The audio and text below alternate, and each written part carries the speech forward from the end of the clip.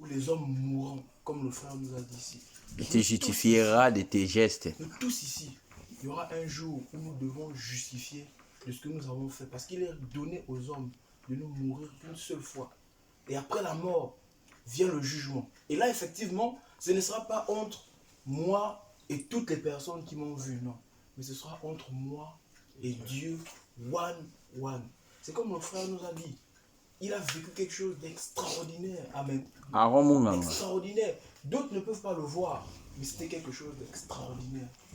C'est quelque chose d'extraordinaire. Dieu nous visite encore aujourd'hui. La Bible nous dit que après avoir parlé autrefois, aujourd'hui Dieu nous parle par le Fils, c'est-à-dire Jésus-Christ, qui est venu.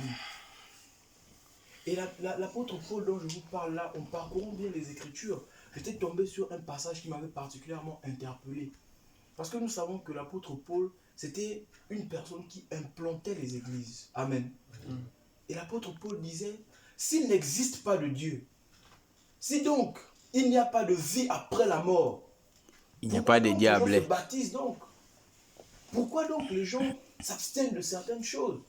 Mais puisqu'il n'y a pas de Dieu, alors mangeons, buvons, enivrons-nous. Amen. Mais bien aimé, il existe un Dieu. Il existe un Dieu.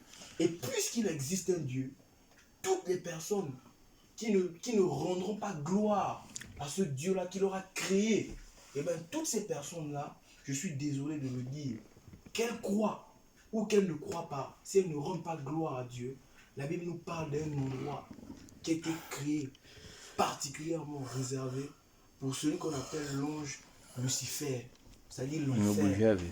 Et toutes les personnes qui ne croient pas au Seigneur Jésus-Christ, eh ben, elles seront jetées dans les temps ardents de feu. Là où il y aura des grincements de dents. Amen. Et des pleurs. Et l'apôtre Paul nous exhorte donc.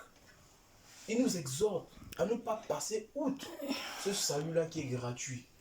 Il dit le don gratuit de Dieu, c'est en Jésus-Christ. Amen. C'est la raison pour laquelle nous sommes là.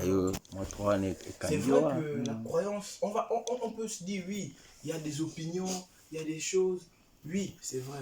Mais ce jour-là, qu'est-ce que tu diras à Dieu? Seigneur, j'avais telle opinion. Dieu ne regardera pas ça. La Bible nous dit que le processus est simple. Toute personne qui croira de son cœur que Jésus-Christ est le Fils de Dieu, qui confesse de sa bouche qu'il est sauveur personnel, il sera sauvé, son nom sera écrit dans le livre de vie. Et j'ai toujours au fait eu cette habitude de dire que beaucoup ne le font pas parce qu'ils pensent que être saint, c'est s'abstenir des choses. Amen. Ce n'est pas ça être saint. La Bible nous parle que le processus pour être saint, c'est simplement être déclaré saint par Dieu. Quelqu'un devient saint en étant simplement déclaré saint. C'est-à-dire que c'est Dieu qui nous déclare saint. Et pour que nous soyons déclarés saints, c'est simplement il faut que nous acceptons le Seigneur Jésus-Christ. Ce n'est pas le fait de s'abstenir des choses. Aujourd'hui, je peux m'abstenir, je prends un exemple, de voler. Je peux m'abstenir de faire tout ce que l'on veut. Mais ce n'est pas ça qui fera de moi un saint. Au contraire, lorsque je pars sur cette voie-là, ça devient encore plus compliqué pour moi, ça devient plus lourd. Parce que la nature, la chair de nature est faible. Amen. Et ce n'est pas possible. C'est pour cela que Dieu, il nous dit qu'il a tant aimé le monde. Il sait que l'homme de lui-même ne peut pas s'abstenir de toutes ces choses. C'est pour cela qu'il a fait en sorte que le processus pour être sauvé soit simple. Simplement de reconnaître que Jésus-Christ est Seigneur, Sauveur, se faire baptiser. Amen. Et là, tu es sauvé. Gloire à Dieu. C'est ça en fait le processus simple. C'est ça le processus simple. Mais si on se dit, je vais arrêter de faire. S'il te plaît, frère, je t'interromps pas. Je voulais seulement te dire si, dans tout ce qu'on dit, si vous pouvez être un peu bref, parce qu'il y a d'autres gens ici qui devaient déjà partir longtemps, mais comme il y a la parole de Dieu, ils ont un peu résisté pour écouter parce que c'est très important, tu vois.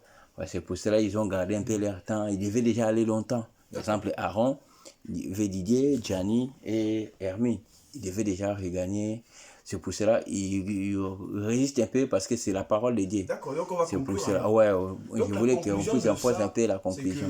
c'est bien beau de respecter la parole de Dieu lorsque le prédicateur parle.